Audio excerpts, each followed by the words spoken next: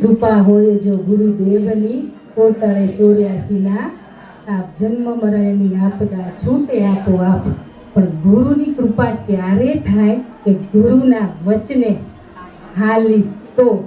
આજે આપણે એમ થતું હોય કે મારા ઉપર ગુરુની કૃપા, આપણે સાક્ષાત પરમાત્માનો અંશ હે, પણ ગુરુના આશીર્વાદ ને કૃપા ત્યારે થાય કે જે આપણે શીખવાડેલા એ કરતા જાય તો આ જન્મ મરણના ફેરા ટળે. બાકી નહીં.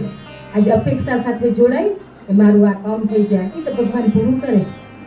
આપણે ત્યાં ડીલ કરી, હું તાર 25 માળા કરીશ, 50 માળા કરીશ, તમે મારું એટલું કામ કરી દેજો. એટલે આપણે ત્યાં એગ્રીમેન્ટ કર્યો એટલે થાય જ પૂરું ને કરે જ ને કરે. એ કેટલું હોય પાછું ભોગવવું જ પડે.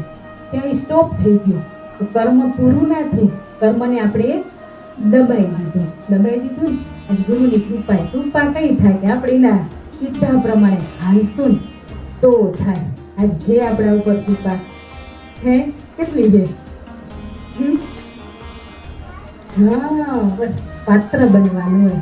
પાત્ર બનીને તો જન્મ જન્મના ફેરામાંથી છૂટાય, ધક્કો ના છૂટાય.